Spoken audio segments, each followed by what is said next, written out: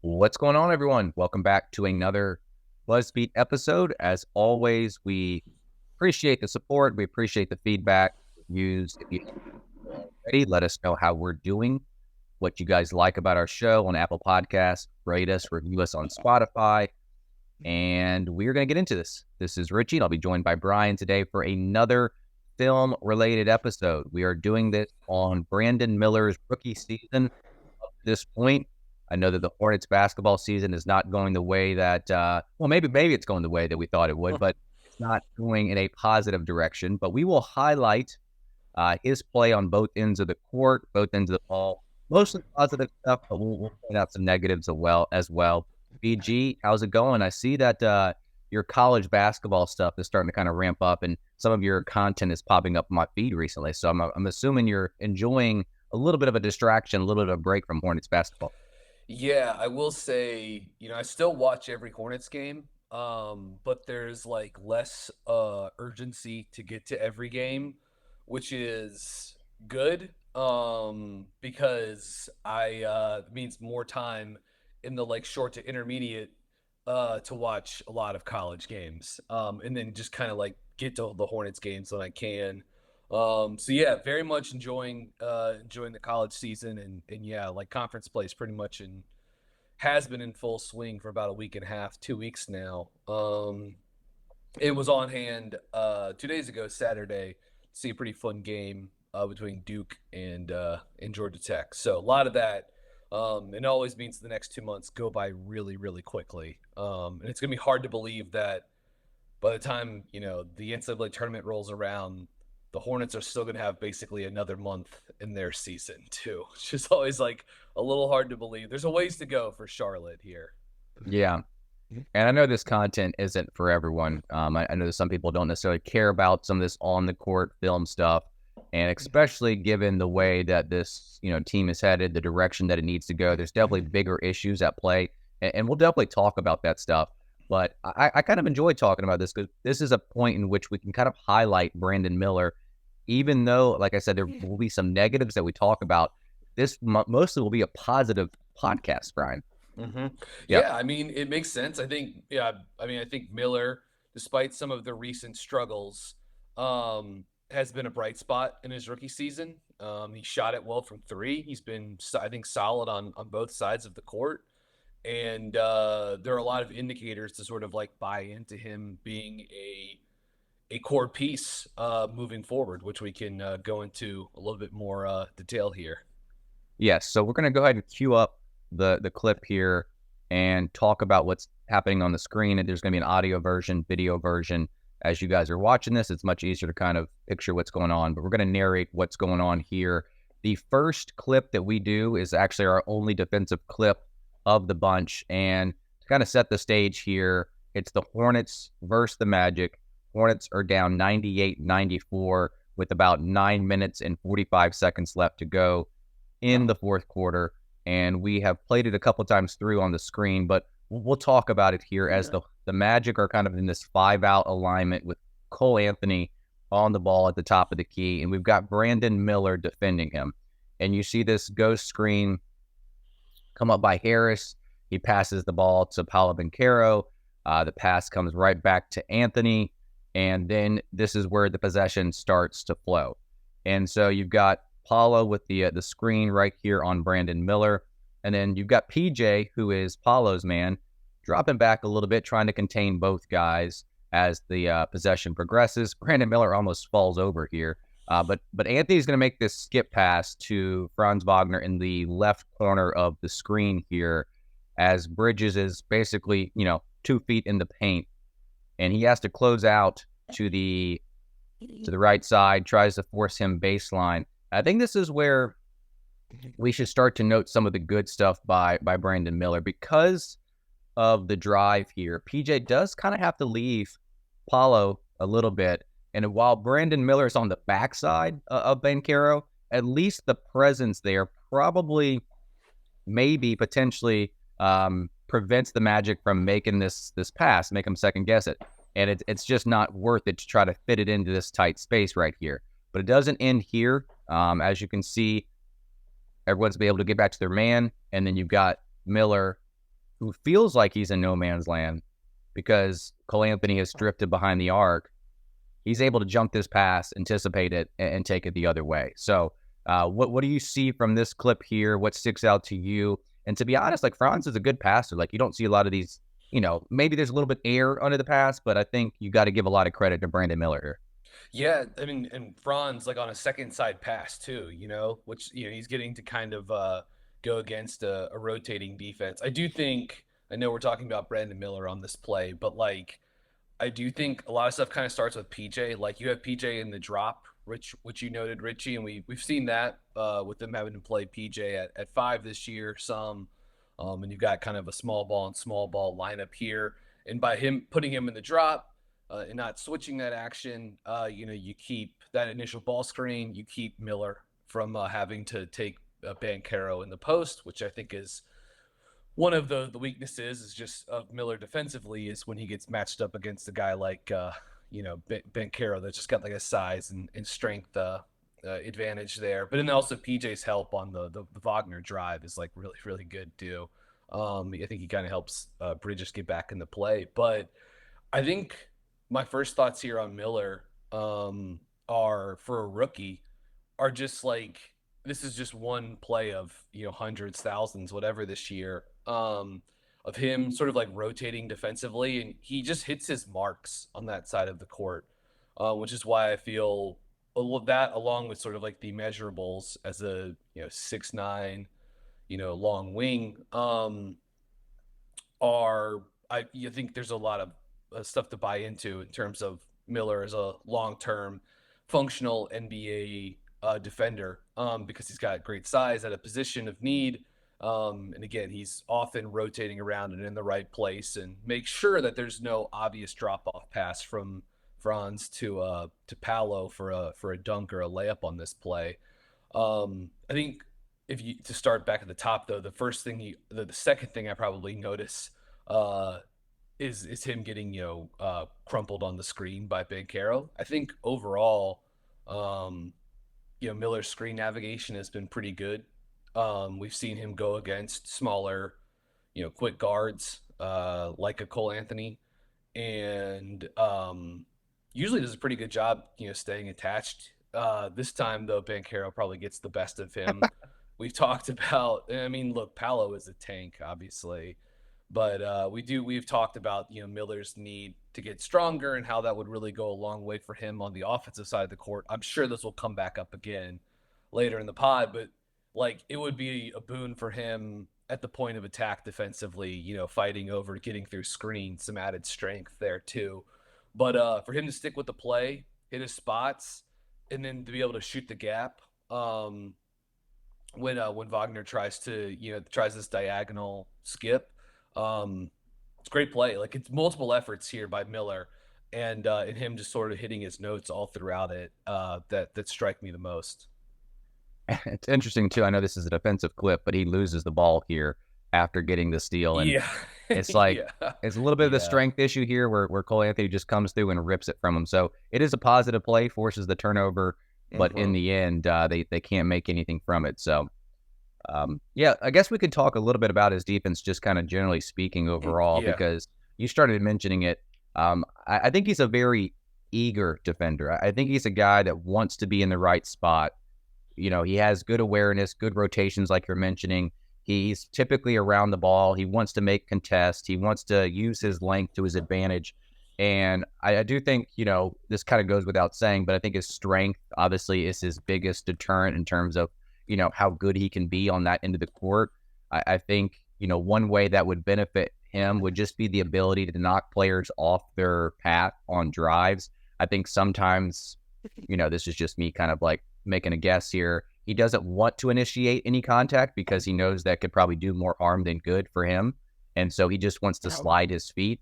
But the problem is, like, you can only deter somebody so much by just kind of, try to getting in front of him and try to turn him. But I do think his eagerness and his enthusiasm to play defense, jumps out to me in a variety of ways. And obviously, it does hurt him in some situations where he's a little bit overeager on closeouts. He so badly wants to make a play to make this contest or this block that he will often go too hard. And sometimes his closeouts, are kind of on the wrong side of shooters. Like if you're trying to, block the middle and force him baseline, a lot of times guys get on the inside of him and they can go middle. The screen navigation, like you said, for the most part is good. But at times when he gets a little bit over eager, like he's just running so hard, he runs into the screener's chest, he doesn't avoid him. But, you see it with him like being around the ball, chase down blocks, his rotations, his awareness, to me, for a rookie, are really good. So I do enjoy that aspect of Brandon Miller, just that awareness, enthusiasm, and just the effort that he wants to play with on that end of the court. That takes him a long way. I think the physical stuff needs to come later. Yeah, I think having the mentality is like the starting point, and that's great. Certainly his size and frame, but you put that together with the willingness, with the commitment on that end. And again, I think you have a guy that long term projects as a really solid wing defender. I think it's safe to say he's been the team's best, perimeter defender this season. Maybe that's not saying a lot, just given the team personnel. But I think he's I mean, just the Cody Martin having not played enough games probably to sort of like Yeah. really consideration there. You mentioned the his eagerness to play. I think overall that's a win, and you can see it on the like you can see it when you watch him play. Obviously, sometimes that probably pushes him into committing some fouls, and Brandon Miller does commit fouls defensively at a pretty high rate, but I do think some of that is matchup dependent. Who he's being asked to guard, him trying to compensate for the some of the strength limitations, and some of that just being like him needing to tighten up some stuff along with the like pairing that with the eagerness. Like it's great that he wants to close out, but sort of like thinking about positioning, footwork, angles, that type of stuff. Like once that clicks into place, he has the chance to be an even better defender on that side of the court, which is great. Like it's good now that he is a good defender, but I think there's like low hanging fruit for him to sort of like pick up and become that much better on that side of the floor. And there's just really like not that many guys you can say that about on Charlotte's roster, right now, or sort of like historically within the last handful of seasons. And it's like it's worth mentioning too, like because you touched on the chase down blocks, like I did feel like early this season that was kind of becoming like a defining thing for him. He does not get a lot of steals. He blocks a fair amount of shots. That was true at Alabama too, where he was probably close to a block a game at Alabama, an over 2% block rate there, which like doesn't seem like much, but for a wing is like pretty solid. So, and I think you're seeing that translate to Miller in the NBA too. Yeah. And he also is the team leader in charges, if that means anything to anybody. But we're going to go ahead and transition over to the offensive end. I know that defense is important, like we're mentioning, but offense to me is just kind of more appealing to talk about. And from the viewer standpoint and listener standpoint who's listening to this, we're going to get to I think 4 clips on the offensive end. And we'll go ahead and cue this one up here. This second clip is against the Kings midway through the third quarter. We won't mention the score here, but this is this is something that Charlotte likes to do with this like cross screen action on the low block for Bridges. And I think if Rozier was entering the ball here, he would be an option as a guy that, with Richards maybe flipping the screen and doing this like wiper action where Terry comes back to the ball. But this is Ish Smith. Ish Smith enters the ball to Bridges.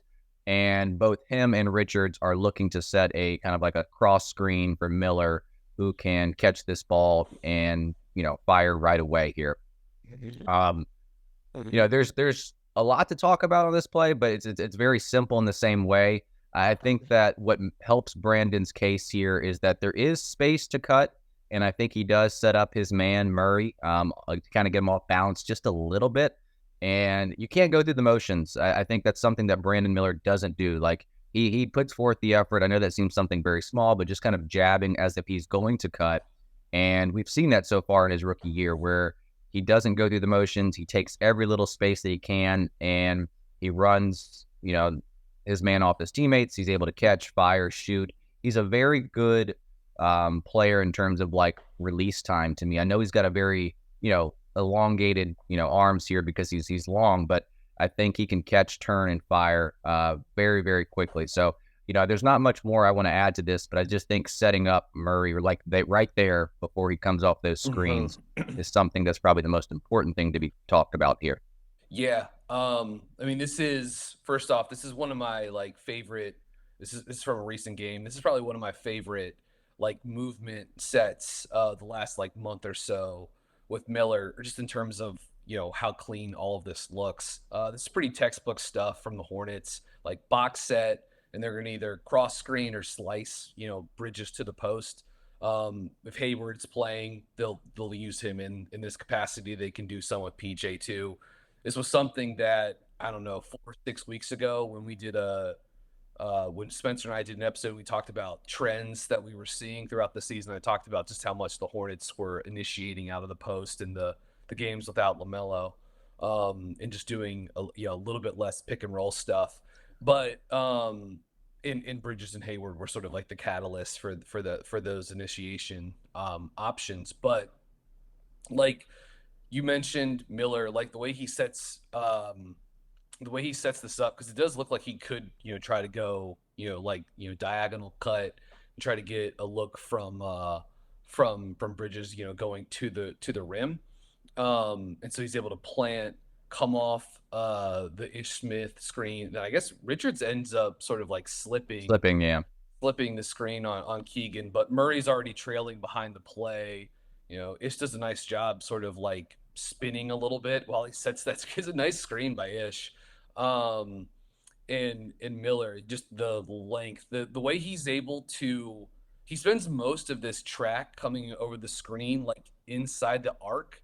Then the way he's able to like get out from like the slot to the wing and then get back behind the arc, and to do that in one fluid motion, spin on that inside right foot, clean catch, clean shoot. Like this looks gorgeous. And I mean, I have always like stayed away as much as possible from like the Paul George comparisons, for I think for obvious reasons, just because like Paul George is such a special player. And you have to actually be as good as someone like Paul George, you have to, it's really, really hard to be a wing that doesn't really pressure the rim all that much, but has basically been like a top 12 to 15 player in the NBA for like a decade now. So like I always, again, there's reasons why, because like George is like the absolute like apex of this like archetypal, gravity bending wing, that can give you some pick and roll creation too. But like what I will say is that Miller does strike me as someone that has watched a lot of Paul George film, because like this is like a PG look, like that's exactly what that is. And Georgia shot the ball well coming off screens, or pretty well coming off screens this season. He shot it very well off the catch. He is above 38% on catch and shoot threes this season, which is like right around where he is just in terms of 3-point percentage overall. No real surprise given like what the majority of his 3-point looks are going to look like. All right, we will get into clip number 3, the second offensive clip, and we'll set this clip up here as they are playing the Timberwolves at home. It's a close game in the fourth quarter. This might be my favorite clip of the bunch here, and we will talk about it. It ultimately ends in a miss, so I still think it's a positive. There's a lot to like about Miller in this sequence, and Miller has been known, as a movement guy, and I think here is like, movement shooter is one thing, but to continue to move on the offensive end is another thing. And so he gives the ball up. Like there's a lot of, first off, Conley does a very good job on this possession. I think he's very active. He makes Miller continually move, and Miller makes, Conley work on the defensive side too. So it kind of works both ways. But after giving the ball up initially, he kind of comes off this little flare screen from Mark Williams. The pass really isn't there. Kyle Anderson is kind of in the general vicinity as well. And so then they do clear out that side, and then he comes off this little pin down. And then again, Conley, like I said, he just is forcing everything on the defensive side of the court. He comes over the top of this screen, and is basically trailing him, and he definitely feels him. Like, so on his hip, I'm sure Brandon Miller feels that, and he knows that if he's gonna come over the top, there's gonna be a space in between. So he curls this. Now, obviously, you've got one of the best shot blockers right here with Rudy Gobert. To be honest with you, there's like three options. You know, you can try to take it all the way. I'm not sure that's the best way to do this. You can try to maybe go for an alley-oop here with Mark Williams. Yeah, that's what I would like. Okay. Like that, I think that's what I would probably, at least when it's like frozen here. But Gobert changes everything. So continue. Yeah, no, I was gonna say, like, I don't mind the floater. I don't mind the floater. And obviously he probably is like second guessing himself in terms of what kind of arc he needs to put on it. But just the constant movement here, Brian, I love, and just the process is good, even though it ends in a miss. So yeah, potentially there could be an alley-oop, but definitely I think the second best option would be this little floater. And I don't think he's necessarily been that great in the floater range, like just outside the restricted area this year. But I think the process is good for him. Yeah. I really like this look. And you see at the start they run like a little like wide action to get Miller going, and then it flows into something we've seen the Hornets do a lot this season, which is sort of like almost like an extended like high post elbow touch for one of the front court guys, Bridges or Hayward or PJ again, and then like after Miller comes off this flare screen, they could like they initially, it looks like they're set up for like a staggered like strong look for that double screen for Rozier, Oh, which for Rozier, yeah, they'll yeah, do yeah. that. They'll do that some too. Sometimes they'll do like a little twirl action or Boston action, whatever you want to call it, where Miller and Rozier will sort of like twist around one another, and then one of them will shoot off of the pin down from the five. And in this sense, they end up, like you mentioned, Richie, sort of emptying out the corner. Rozier clears to the left side of the court, and now this becomes a two-man action with Miller and Williams getting to this empty side pin down. What's like, I'd love to see more of that type of stuff. Like, I want to. Hopefully, these guys can get healthy and play more. I know Mark hasn't played in an extended period of time now, but like this is a big part. Like this kind of stuff is a big part of Charlotte going forward. Like this type of detailed choreographed movement set, what Miller's able to do in it, both as a scorer and as a passer, his ability to attack multiple coverages, and then like where the chemistry is between he and Mark Williams on if you get two on the ball when he comes off that empty side pin down, then what are the passing reads? Is it there? Can you connect? And I mean, you highlighted this, but this is like, I mean, this is just perfect defense by Minnesota too. Like, this is such good execution. They're one of the best defensive teams in the NBA. But you even see here at the end, like Conley veering back to get to Williams, so that there's Yeah, no, it's constant. like I mean, he ends up not only does he like box him out, but even before that, like it would be tough for probably Mark to get, if there was a time and place where like Miller could have thrown the lob, it had to be like now. And Williams probably gets out of his break like a little too late. Like Williams' like first step is almost like a half step back away from the rim after he sets the pin down, and like really you need him to like immediately come, like he needs to be like out of that now, like starting to get downhill, and his first step is going to be away from the rim. You And mean so Mark Williams can't space to the corner here? he cannot. He cannot. If PJ's setting this screen, then Yeah, PJ's absolutely gonna pop to the right corner and really put some pressure on Gobert in the drop.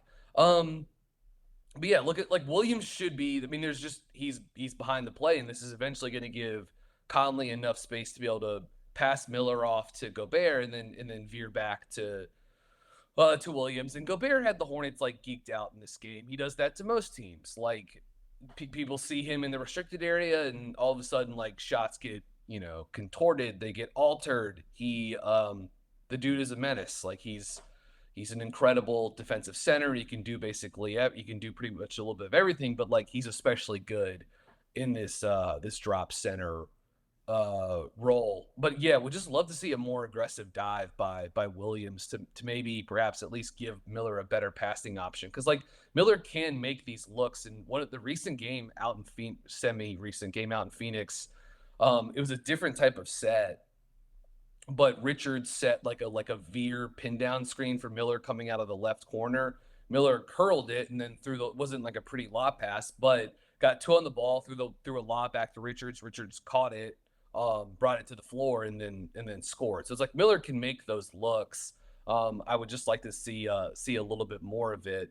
And then yeah, you just see some of the finishing limitations because he takes a lot of shots in this sort of like tough, short, mid-range floater zone area. Over a quarter of his shots this season, 26%, are coming in that area that's 4 to 14 feet from the rim. He's only shooting 36% on those looks, according to Cleaning the Glass. So like he's got to get a little bit better there, especially because if he's never going to be like a pure downhill, rim pressure guy, then he's got to have like he's just got to be nails from all the other spots on the court, especially from three. But long mid range, short mid range, those have got to become tighter too. But just I think you see his reliance on those types of shots because he doesn't quite have the like final gear to get all the way to the rim and finish or create contact or whatever. And then just some of the other sort of like strength limitations. It's not like a super like confident look, but I love the movement from him. I love these kinds of sets and would love to see more of those types of interactions between Williams and Miller, because like that's a template for offense for the Hornets going forward. Yeah, I mean, I can only imagine just like the activity there with Miller. Like he never settles. It feels like his feet are just constantly moving. And then like when you get all the way to the end and you have Gobert just standing there right in front of you, it's like, Yeah. man, I've exhausted myself all the way to this point to where I've got to either make a play to Williams or make a floater, and he comes up a little bit short on the play. So, all right, clip number 4 here, the third offensive clip. This one is probably the least involved, but I just kind of wanted to use it to highlight his shooting ability, his range on his shot. You mentioned Phoenix. Was this the Phoenix game that you were referring to? This Okay. was the game, and this was actually from the same half. Okay. This was another like movement set that they got. Yeah, I can go ahead and just tee this Yeah. one up here. Like you see the Hornets start out. They looks like they're gonna run like a wide action between with like Richard screening for PJ in kind of like the left slot area. PJ refuses it, and then Miller trails. I mean, this is like a sort of like early offense, designed look or read. But yeah, you go from Richards looking like he's gonna screen a, and then instead he ends up sort of like veering down to the corner to set the pin down on Eric Gordon for Miller. And then yeah, this is just like, I mean, it's a nice job uh, by Richards here. Gordon tries to get over the top, pass gets through, and Miller can just sort of use his like length advantage to still get this shot up above Eric Gordon. But yeah, just the footwork, the timing, the release, the touch. Like again, this is sort of like what I think of as like bread and butter type stuff for Miller, and it's awesome that you can do this type of movement stuff with him, as a rookie. Yeah, and Gordon gets hung up a little bit on Richards, and I was almost nervous that Richard was going to set another illegal screen, just the way that he was kind of like shifting at the last second. It is part of his it is just like a part of his game at this point. Yeah, and he doesn't get enough contact on him, but he makes Gordon kind of change his path. It's interesting how Gordon tries to like shoot the gap and take away the angle here, and then just Brandon just extends the range a little bit and makes it a little bit more difficult for Gordon to kind of close that gap. And this is something that I pinpointed before, and I kind of mentioned on the previous clip, but such an underrated skill of Brandon is his ability to catch, rise, and turn all in one motion. Mm-hmm. And so, like, obviously he's not square when he catches this ball. And, some players need to be, like, fully squared and kind of think about it. He knows he's getting ready to shoot this ball. Like, it's not something that all players have a knack for. And I think he's already shown it in his rookie season. He probably showed it at Bama as well, just the ability to catch, turn, square, and he doesn't need to be facing the basket 100% of the time. Like, he can get it on the turn. And this is from like 26, 27 plus feet, which from this game too, like he hit a couple of these, like, a couple feet behind the 3-point line. And this is something that I put out on Twitter the other day, but his average 3-point shot from above the break threes is over 27 feet, which places him in the 90th percentile. So he's got the range too, especially for a team that really lacks spacing and can get clogged sometimes. You need a player like this that can extend it, especially early in offense where, players are getting back, and you can kind of use the space to your advantage. So yeah, that's one thing that, I've noticed and pinpointed as well, just the ability to catch, turn, and square all in one motion. It's almost like a JJ Redick type of thing. He's perpendicular to the rim, like when he catches the ball. Like, it's a really impressive turn. We talked about it was the Sacramento three that he hit off the just post up action. Him spinning on the right foot on that look. Maybe not quite as like dramatic of a turn, but here it's inside, it's opposite foot, but it's an inside foot, and his ability to turn on that, really impressive. And like, I mean, he's enough of like a sort of like an student of the game, intelligent mover that, like, if Gordon doesn't try to shoot the gap on this one and just tries to like lock and go, trail him underneath, that Miller knows to like curl this screen. He'll try to get Gordon on his hip, and try to like jail dribble, get downhill into the paint a little bit. But like, yeah, this is probably like best case for him, is where instead of having to like go through that process, he can just given the read here, he can just sort of like turn, catch, pivot, shoot all in one fluid motion. And again, the archetype for him, coming out of Bama and into the draft was, could he be a gravity bending movement shooter? I don't think we're there yet. That kind of guy who could also give you some on ball pick and roll chops as a jumbo 6'9" pick and roll creator. And I think there are reasons. I think so far what we've seen is rookie season. It's been 32 games so far.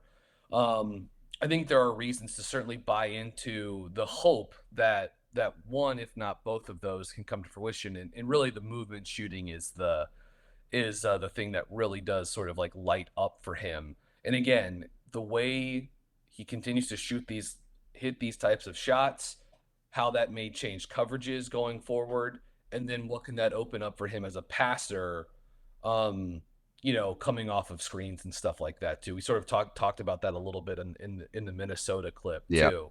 But if he continues to make shots like this, then he may end up influencing some coverage. And then what does that open up for Charlotte's offense when Miller can be sort of like a second touch playmaker? Yeah, if Gordon had played this like Conley, where he did go over the top, it would force the curl, like you said. But I think Miller prefers to kind of have that guy shoot the gap and get all this. I paused it here because I wondered if he could have like drifted backwards. I know his momentum is kind of taking him towards the top of the key, but with the way that Gordon is shooting the gap, like there's a ton of space. I mean, obviously Ish Smith would have to be on the same page as Miller, but he could kind of backpedal here and be even more open. Like fade the screen, kind of. Yeah. I mean, certainly, yes. That is another like way to read this. Yeah. I don't know how close Gordon was to actually getting the steal, but let's actually see. No, he wasn't actually that close. It's still a pretty good contest from Gordon. Yeah. He said he does get hung up on, like, Richards gets like enough of him with the screen that it does sort of force Gordon to like have to close out as opposed to like just like gunning for the steal here. But yeah, just a big time shot by Miller there. Big time shot in a 25-24 game for the Hornets and an 8-win season. Yeah, I will say some of these clips we've shown, the Magic was a 4-point game. Yeah. And the Minnesota was like a 2 or a 4-point game in the clip we showed a second ago too. I had this one solo pod, I believe it was a solo pod. Somebody asked about Miller's like shot release and his arc. And someone said, because I didn't watch enough Bama to know this answer, but I just went back and watched a couple of clips of him in terms of his arc. They said it was low coming out of Alabama, but when I watched this clip, to me, it's got plenty of arc. I don't know. Was that a concern coming out of Alabama? Maybe his shot was a little bit flat, I or did you hear that? I'd have to go back and like check my own notes or something like that. I don't remember, like, certainly, don't think of him as being a guy who shot like a moon ball or anything Right. like that. Um, I sort of think of him also having like sort of like a not super high release for a 6'9" shooter. But I'd have to double check. I don't remember the sort of like lack of arc part of his rep, but I'd have to like go back and check like whatever I had on him as a prospect. But off the top of my head, I don't remember that being I think. a concern. Yeah, Okay. just a big concern. All right. The fifth and final clip, fourth one on offense here, is against Houston. I wish I would have included a little bit more of these clips in terms of just kind of his mid-range attempts, Yeah. because I believe he's an above average mid-range shooter. Like, he's not like blowing it out of the water, but he definitely has some ability in this area. And this is not a close game. Well, not really a close game here, as Hornets are on the road against Houston, down 79-94. And he's given the ball kind of out of this horns alignment, elbow get action, where it comes off this screen from Richards and pulls up for this left elbow jumper. And I do think, kind of like the little jab step he had earlier, the little ball fake here to Rozier. Like, obviously Dylan Brooks doesn't know how open or how not open Rozier is on that cut, but it does create enough space to where he can get over the top of the screen by Richards. And kind of like the Minnesota game, where this is obviously farther from the basket, but he has options. Like, does he want to drive on Landale here? Like, is that an option? Does he want to throw the lob to Richards? Or number three, does he do exactly what he does here and pull up for the mid-range shot? So I think maybe this was his best option here. There was just a little bit of a back step right there by Jock as he was on his heels a bit, and there was enough space for Miller to rise and drill this 15-footer.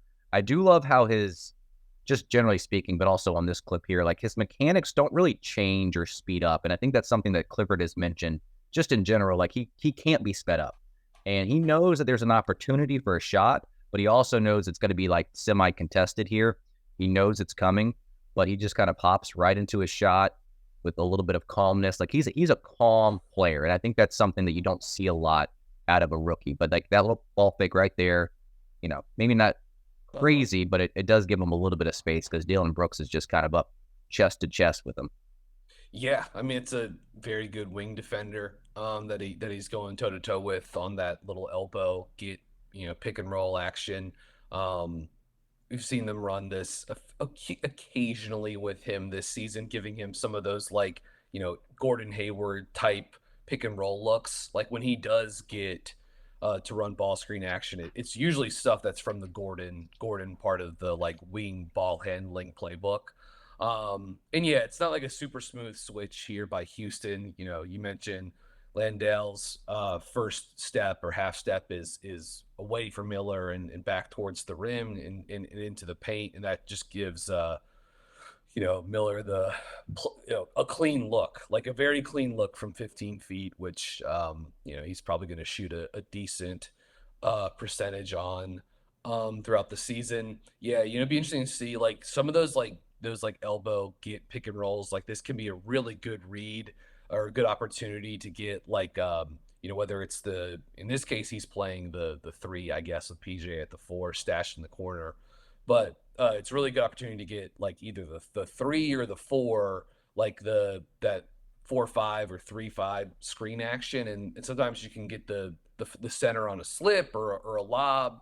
I mean, it doesn't look like that was really there with Brooks being so physical with Richards, and Richards not exactly like the um, you know, bounciest Balanciest, yeah, okay. center. But yeah, just love the poise from Miller. Like, in traffic until he's wide open there at the end, and I think we've just seen some of those like pieces of patient shot making for Miller this season, where he's being asked to carry a big chunk of the offense, and that's great. But him really having to like fight for what's his on the court, coming off screens, whether it's uh, a pin down on a half court set, or him trying to come off a screen on a baseline out of bounds, or a ball screen at the elbow. And I think he's done a decent job trying to like free himself and to stick with the play. I think he's been overtaxed this season. That was predictable once LaMelo went down. I think it took a little bit. I thought he was pretty stable the first like week or two. Not like the team was playing well, but like I thought Miller's own sort of like offensive performance was stable, and then it's really been the last like month or so.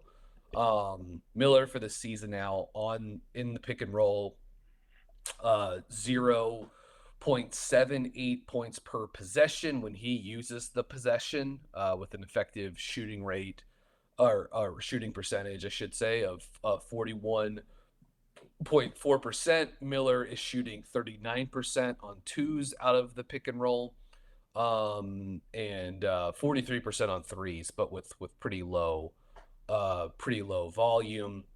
Sometimes with some guys, you probably want to like loop, I think, handoff plays into their pick and roll looks, but Miller's handoffs are so much more like catch and shoot, catch and finish. They're not these sort of like more isolated like playmaking opportunities. So I won't loop those numbers in, but Miller shot like a decent percentage on handoffs from three, according to Synergy, 7 of 11 on handoff 3-point attempts so far this season, which is good to see, because I think he's going to get a lot of those looks going forward, and then if he continues to make them, then what does that open up for him as a playmaker? But yeah, like again, Richie, I think you and I said this when we did the Miller, like the last like Miller scouting pod, right after the draft. And it's cool to do this check in with him a few months later at basically the midpoint of his rookie season. But like one of the things we said was he needs to win in the mid range. Yeah. Just because of some of the half court limitations, whether it's how he handles pressure with his own handle, like how functional can that be? And then just given some of the interior live ball finishing limitations, where and how can he make up for that, some of that sort of stuff. And that's by eventually, hopefully, being like pretty airtight in the mid range. But no, this is good stuff from Miller, and I'd like to see it's another thing that I'd like to see more of as the season sort of like moves along. All right. Well, I definitely enjoyed this. Like you said, doing like a little mini check-in halfway through the season with Brandon Miller. We will definitely talk about some of the stuff that's heading up towards the trade deadline. We'll talk about Mitch Kupchak. We'll talk about potential coaching changes. But we're just going to let that play out the closer we get to the end of the season. I know that the Hornets basketball viewing pleasure is probably pretty low right now. People are kind of tuned out. Like Brian, you can kind of be a little bit more choosy with how you watch it. I'm watching more games on delay where I can, skip all the commercials and stuff like that. But we will see the direction in terms of where the Hornets are headed. But obviously, Brandon Miller is going to play a big factor in how they move forward. And he is definitely a guy that is untouchable in terms of how they approach the trade deadline season. So we appreciate you guys tuning in. There is a video version out, a audio version out. The Substack subscribers will get this a day early. If you want to look into that, that's buzzbeat.substack.com. For Brian, I'm Richie. We will talk to you guys later.